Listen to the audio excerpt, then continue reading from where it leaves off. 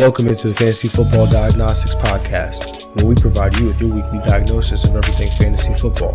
Whether it's season-long leagues, dynasty, DFS, or sometimes even IDP, we got you covered all year long.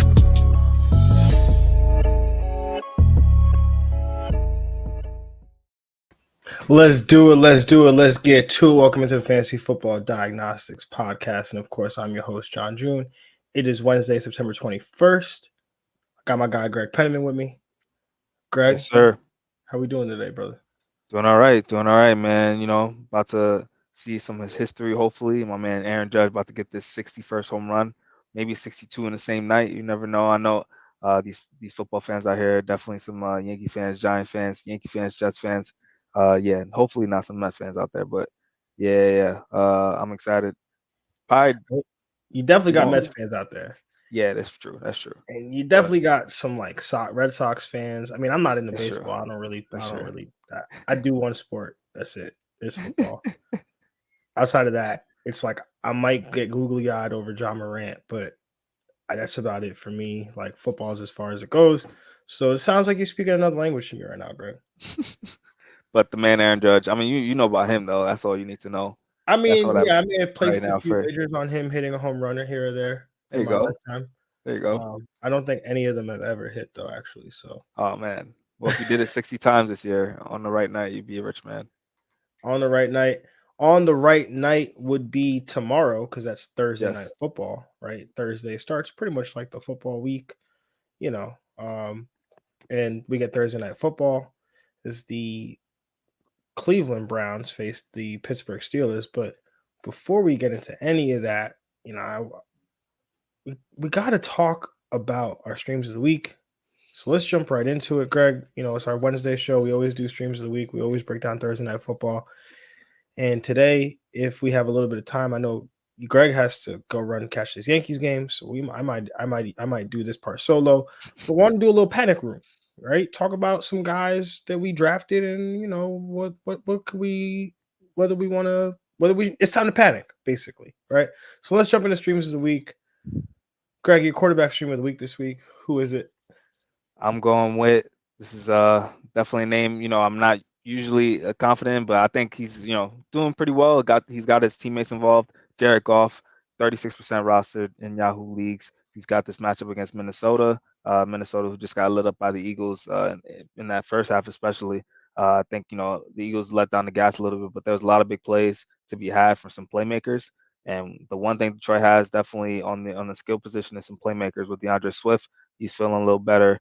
TJ Hawkinson and Amon-Ra St. Brown. Jared Goff is going to get it to them. He threw for 256 last week, 4 passing touchdowns. He's got 6 again total in the season. So I think it's another good 2-touchdown day. Yeah, Jared Goff is definitely somebody that was on my list. I mean, we talk about all his weapons, like you mentioned. We gotta like Jared Goff. Rostered in 36% of leagues, like you said. My quarterback stream of the week this week is actually going to be Marcus Mariota. He's 14% rostered. He is the quarterback 13 through 2 weeks in fantasy points per game. Against Seattle, who's allowed the 13th most fantasy points per game through 2 weeks. He's got good skill players around him, similar to what you said. We all want to play Drake London right now. Everybody's obviously upset about Kyle Pitts and drafted him highly, and then Cordell Patterson is doing things out of the backfield. So Mariota, he's got the weapons, but there's also another component. He gets it done with his legs. He's third at the position right now in both rushing attempts and rushing yards. And I love him this week against Seattle, and I actually like him rest of season. My only question is whether he can hold that job for all season long, because they do have a rookie in Desmond Ridder who, again, if they go that route and I'm rostering or streaming Mariota for multiple weeks, I'll go that route with them because Desmond Ridder has a very similar skill set to Marcus Mariota. But Greg, your tight end stream of the week this week, what do you got? Going with Irv Smith Jr. You just saw Monday night, so a lot of people got to see him. Got 8 targets, 5 for 36, and I got a touchdown. Not surprised by the dud in week 1. He was coming off that injury. There were already reports of him being eased back into the offense, but a great bounce back in week 2. got the Detroit matchup, which I'm attacking that game again. And we know Detroit's defense hasn't improved as well.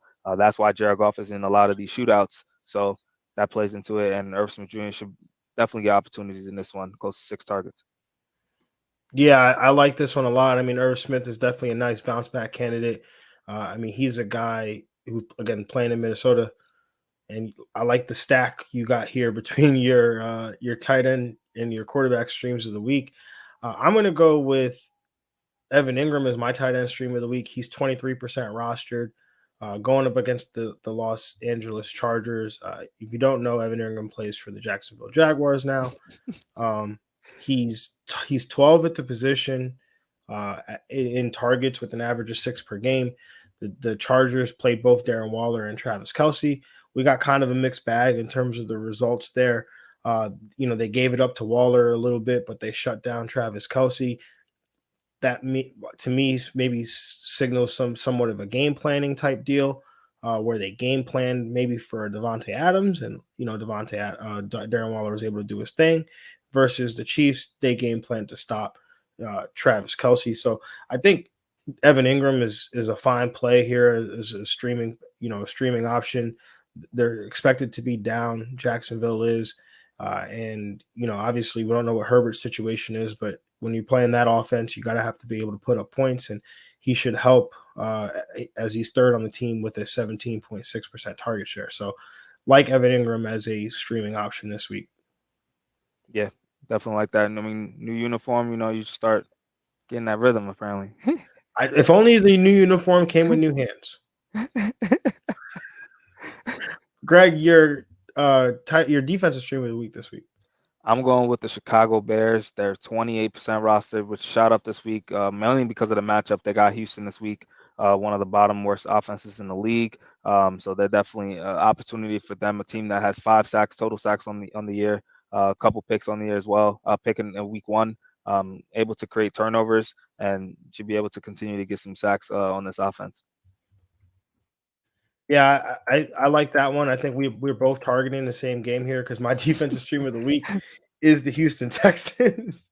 And this one is really about Justin Fields here. I mean, no starting quarterback has been sacked at a higher rate than Justin Fields has this season through 2 weeks, and he's been sacked over 15% of his dropbacks. So the Texans, who are slightly below average slightly below average in sack rate, but they're middle of the pack in pressure rate. So I think some of those pressures become sacks this weekend, and potentially even lead to some turnovers. So yeah, Houston's widely available, 2% rostered. They're one that I went and my first target was to try to get Philly in some of my leagues. If I couldn't get Philly, because they play Washington this week, if I couldn't get Philly, then I was going right after Houston. They were the next best option for me. Yeah, seems like this week might be about attacking those matchups in certain games for sure. Definitely. Got the 2 And weeks now, of data. You said what? 2 weeks of data, right? Got the 2 weeks of data. I'm doing. You hear me? I'm out here talking about target shit. I'm trying to do what I can with what I got, bro. Yep. Thursday night football preview. We gave you the trailer, right? If you listened on Monday in the recap, we pretty much gave a pretty good synopsis to the game. We broke it down. You got to go back and listen to that if you haven't. But no, all jokes aside, we're here to talk about the Pittsburgh Steelers, the 1-1 Pittsburgh Steelers traveling to Cleveland to take on the 1-1 Cleveland Browns. This game has a 38.5 point total, where the Cleveland Browns are 4.5 point home favorites. Greg, in terms of injuries, I should tell you, the weather is okay because it is AFC North. You got to be concerned about that part. In fact, but it's September, so we're okay. But in terms of injuries for the Browns, Jadeveon Clowney, he's the defensive end. He's out with an ankle. Defensive end Chase Winovich, he's on IR with a hamstring, or was placed on IR with a hamstring. And then tight end Jesse James was placed on IR with a biceps injury. For Pittsburgh, no new additions to the injury report, which means there was no one on the injury report, which means that Najee Harris is not on the injury report for that ankle that limited him. So it looks like he's completely. I mean, he played, he was healthy, looked healthy, so it looks like he's ready to go and not a concern anymore. Greg, what do you have in terms of this matchup? I'm gonna go take the under still, even with the 30.5 under. I'm gonna still go with the under. Take the Steelers to cover, but I'm gonna take Cleveland to win. Field goal game here. As far as the game analysis on the Pittsburgh side, Najee Harris is a volume base, like high in RB2. I think him being healthy is a great sign, not him being on the injury report. So expect them to get close to 20 touches, opportunities, and that's what you want. Hopefully they can get maybe an opportunity in the red zone. And he gets that touchdown for sure to bump that day. As far as the receivers, the only one I'm willing to play is Deontay Johnson as a solid wide receiver 3. And that's it. Oh, and Pat Frymurf, actually, he's actually been the highlight of this team, doing with being just a consistent tight end 1 the last 2 weeks. So that's good from him. And then from on the Cleveland side, running backs, and that's it. Nick Chubb and Kareem Hunt. Nick Chubb is a RB1. Kareem Hunt is a RB2, in my opinion. Amari Cooper, I think, has flex value definitely with that performance last week. I think you can make the argument for him to be flex, but that's about it. Yeah, I'm gonna take the under here, taking Pittsburgh to cover, taking Pittsburgh to win. I don't know how they're gonna do it, but Mike Tomlin, Thursday night game, AFC North, like I don't know.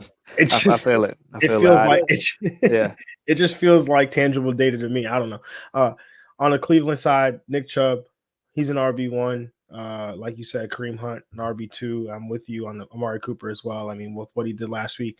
I mean, just listening to the broadcast, I forget who the announcer was, but they said that Jacoby Brissett said after watching the film from week 1, like, oh, you're that open? Like, I got to start looking your way more. So, and that led to like 11 targets, and look what that did. So, Amari Cooper, I think he's a wide receiver, 2-3, flex option. On the Pittsburgh side, Najee, like you said, I think he's an RB2, right? Like range of outcomes is, I feel like the median outcome is an RB2, but he's on volume. He could definitely make it to RB1, an RB1 finish. Deontay Johnson, he's a wide receiver 3 with wide receiver 2 upside. And Pat Frymouth is a tight end 1. And words I never thought I'd say, I miss Big Ben. Start George Pickett. I mean, they could do Kenny Pickett.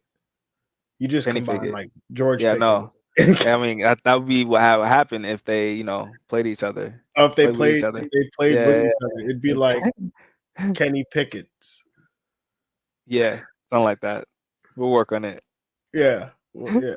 I have something for that. Oh, Steph. Yo. Oh,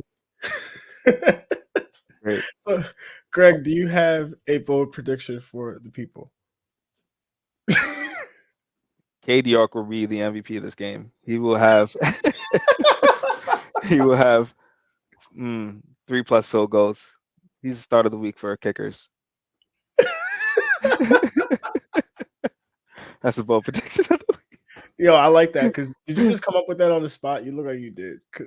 Yeah, sort of, and that's how Cleveland was winning. I have KD York in Dynasty. I have KD York in another league, 2 leagues. I have him in, so. I swear, Greg, I sat down yesterday. I tried to do my show notes, and I was like, I got to both predictions. I was like, I don't have a clue. I don't have a clue, and so I'm actually just jealous because that was a really good one. But I'm gonna piggyback off of that. Not you opened the door for me. I think there will be a special teams touchdown in this game. Ooh, I like that. Yeah.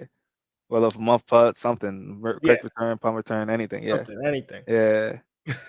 I like KD York fake field goal. Yeah. All right. Greg, do you have some time to do the panic room? Yeah, we can do some panic room. Okay. Yeah. We'll do some panic room. So just the idea, we're just gonna bring up a player, and we're just gonna ask if we need to bring said player into the panic room with us, right? Are we that concerned about their well-being that they need to come into the panic room with us? Because we're not professional athletes, Greg. So we definitely need to go in the panic room. But some of these other guys, they could be out here on their own, just chilling and not a concern. So first guy we take them to like the rehab room, and then we just get them through. We push them through. First guy on the list. I'm just bringing guys up that were highly drafted, right? Okay. Like we spent some draft capital on them, and you're gonna see where they're finishing, where they are right now through 2 weeks, and we're Oh just gonna yeah. decide whether it's time to panic. So Think about someone that's gonna be on this. first guy I'm gonna bring up is Russell Wilson. He's currently the quarterback 19 through 2 weeks. Mm-hmm. So I ask you, Greg, is Russell Wilson going into the panic room with you? I don't think so. I think I was actually talking about a lot of Russell Wilson this week with other people because they have him in their leagues. And historically, if you really look at his games, or just remembering, like he was always a slow starter, and he was, be able to, he can gain chemistry with a new team, and it's not going to be right away that a team is going to just come in and they're going to mess with their receivers and everything in the system. I think he has good attempt numbers, 42 in the first game, 31 in the second game. I think it's going to lead to success, and he's going to get many QB1 weeks with his matchups, even getting better. Yeah, I agree with that as well. Russell Wilson is just, I mean, obviously he's not. It's not like an older player, right? He's still, in his quarterback prime. He has transitioned to a new team. I think the team as a whole, right? Like this isn't just like Russell Wilson. Oh, this is Russell Wilson on a new team for the first time. Like this is really just like a new team, right? Like Nathaniel Yeah, Hackett's coming in as a first time head coach. Making the trade to get Russell Wilson over here. So there's a lot of gelling that has to take place here. And so I think, if Jerry Judy was out broken collarbone, I probably would have like like more concern and like be, more willing to hit that panic button. But um, like if he's coming back healthy, then that just gives me more optimism that this thing is going to turn around eventually. yeah. They got the Niners this week. They have the Raiders next week, then the Colts, then the Chargers, then the Jets, then the Jaguars. Like they have a pretty favorable schedule coming up as far as games that could be shootouts and just bad defenses in general. So the question is like, what are you doing with Russell Wilson right now? Are you going to wait it out? Are you going to play him each week? Or are you going to look for other options? Like, would you look to, potentially, stream the position for a couple weeks until you see Russell Wilson do it? Or are you just going to take the shot on him? Yeah, it definitely depends on the league and your personnel, I guess. I had Russell Wilson, and we have like Kirk Cousins in the league. Depending on the matchup, I play Kirk Cousins. If as long as it's not primetime Kirk, I'm good to fire up Kirk for a game. Um, but I think he's going to bounce back pretty soon. If not the 49ers week, because they just have a great D line. Week 4 against the Raiders, I think he tees off. Yeah, I definitely could see, being in leagues this week where I have Russell Wilson take a seat this week. And then, like you said, if I have a Kirk Cousins or, somebody I feel confident in, then I pull that trigger. Yeah. All right, let's go to another guy. Again, these next two guys carry some heavy name weight, but they might carry some dead weight on your roster. Well, that's up to you to figure out, Greg. First one is Aaron Rodgers, the quarterback 29. Mm. Ooh, are you hitting the panic button on Aaron Rodgers? Yeah, he's coming in. He's coming on into the panic room. I mean, yeah. This is their QB bust of the year, isn't it? I believe he was my QB bust of the year. I mean, preseason prognostication is so far away. So far away, it feels like right now. But yeah, I think Aaron Rodgers was my bust of the year.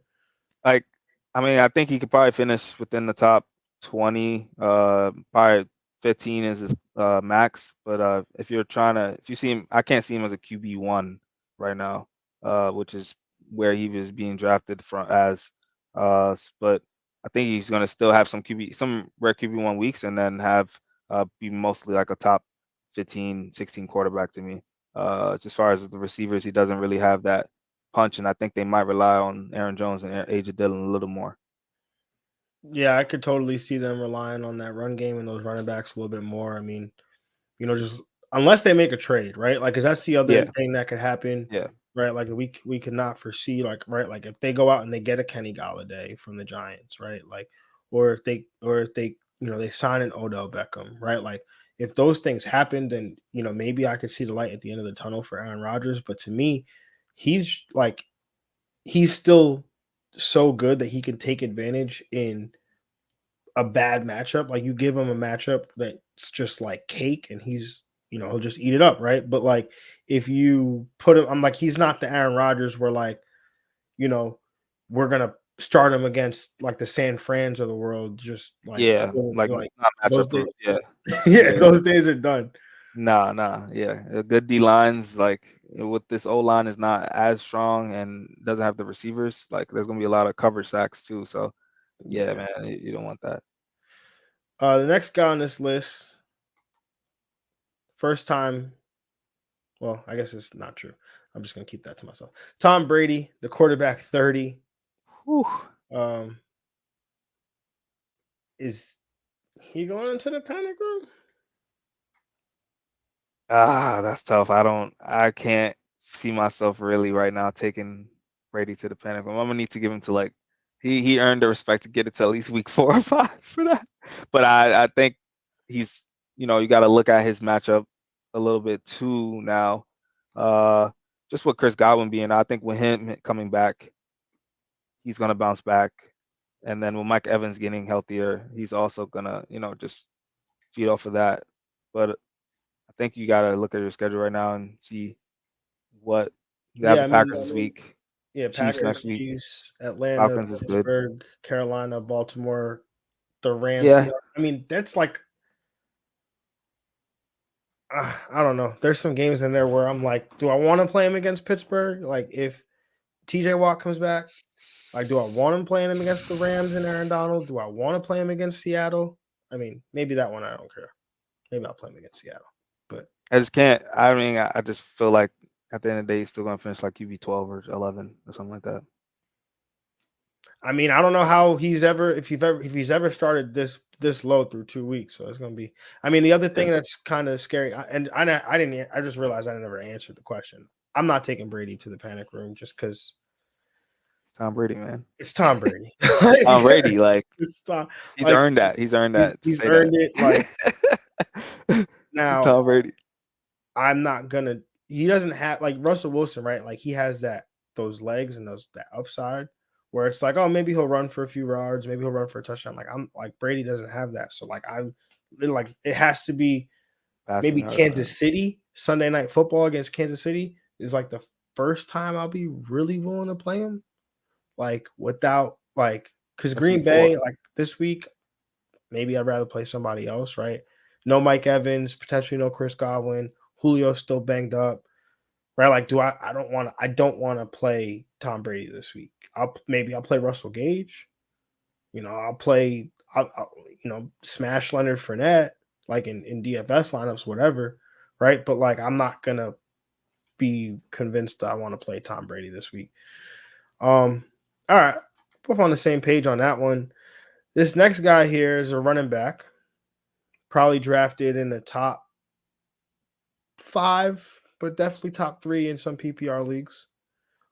But currently the RB14, talking about our guy, Austin Eckler. Is he going into the panic room with you, Greg? No, I don't think so. I think he's RB14. That's still borderline RB1. But you didn't draft him at RB3. No, yeah, you want to. Right. The first 2 weeks, very still small sample size. He improved from week 1. You'd like to see that as far as his target share and stuff like that. Granted, no Keenan Allen, but I mean, it's still an improvement from week 1. It'd be better if he still no Keenan Allen. He didn't get any targets still. So I'm not too worried about Eckler. I think he's still the carries number may be a little bit concerning. I think, he won't be getting, close to that 15 carries, which your RB1 usually does get, a high in RB1, 15 to 20 carries. But yeah, I still see him as a borderline RB1 right now. Well, mid-tier RB1 right now, and he's healthy. So I still, that's all I'm asking for a running back these days. I'm sorry, Austin Eckler. I love you, man. You gotta go. I don't feel it. You said what? I don't have any shares of Austin Eckler, so I don't feel it. Yeah, I mean, do I have any shares? I have to think about that. But Yeah, the thing had a good week too. about it is that, like you said, passing volume was great last week, but there was no Keenan Allen. He'll get involved that way. My concern is two things. The Chargers have always, for like 3-4 years, have tried to find a running back that they could pair with Austin Eckler to be a tandem. And they tried with Justin Jackson, it didn't work. They tried with Joshua Kelly, it didn't work. They tried with Larry Roundtree, it didn't work. But now Joshua Kelly is better at football than he has been at any point through his career. And they have Sony Michel. And they actually use them. So, so that part is something that we've never seen.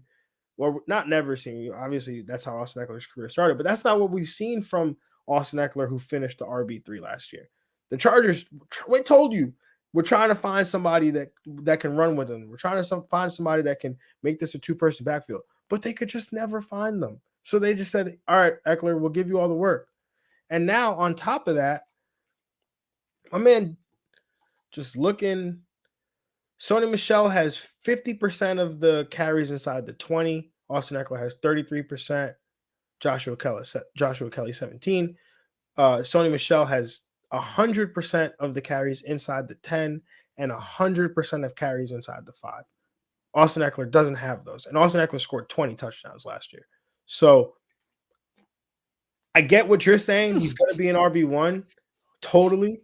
But if you spent the number 3 pick on Austin Eckler, you are you're stressed right now. Stressed, yeah, for sure. So yeah. Moving on to another running back that's probably got people stressed, and I know, Greg, you can speak to this because you have him in our league of extraordinary people. He was drafted as a bounce back candidate. We all told the story about how last year was an anomaly, and he'll make it. He'll do it this year. The offense will be good. He'll have his role. But Ezekiel Elliott is currently the RB50 in fantasy points per game. Are you hitting the panic button on Zeke, Greg? Oh, absolutely. Like there's no way around it. This is probably the easiest one of the night. One, like he's a bench, not candidate, he's a bench player right now. Like you can argument to put a lot of RBs to start over him, no matter the matchup. And you didn't draft him as that. You definitely draft him as a bona fide starter. You draft him as your RB2. Like some probably may have been, if you went like zero RB, you probably got him as your wide receiver. I mean your RB1 or something like that, or as your RB1. So it's tough. There's really no way around it for Zeke. Tony Pollard is getting usage every week. They don't have Dak. The offense isn't as good. He depends on touchdowns, and he's not like a strong in the receiving game. So PPR is gonna be rough. Yeah, and I'm with you on that one as well. You definitely have to put him in a panic room, but there's nothing you could do about it, right? Like we talked about this the other day. You can't sell him because you're just going to sell low, and I'm not buying them because I don't know what the offensive line is going to look like when Dak gets back. I don't know what the offense is going to look like when Dak gets back, and what if Dak gets re-injured or is ineffective like Russell Wilson was when he came back through too early from the same injury? So, all right, I had 2 wide receivers on here, but we're gonna skip it because there's just one person that we really need to talk about, and I know my man Greg has to go see this. Aaron Judge hits the 61st home run. So last one is Kyle Pitts, currently the tight end 35 in points per game. Greg, where are you at? Are you hitting this? Is he going to the panic room? You hitting this panic button? What's going on? I'm definitely walking him back and forth. Like I need to definitely see. Because he was drafted as a top 3, top 4 tight end, and that's the guy. If you're drafting a top tight end, you're taking him over a lot of players that you can for tight end as a group, and then you just wait. So I need Kyle Pitts to prove me that he's not in the the wait group. But I'm not gonna panic quite yet. I'm gonna give him more time, at least 1 or 2 more weeks. I think the schedule gets better because of the schedule mainly. Frees up it gets a little easier. But yeah, I need to see the target share there for sure. For me, I'm definitely walking him back and forth, Strolling, giving him a stern talking Yeah.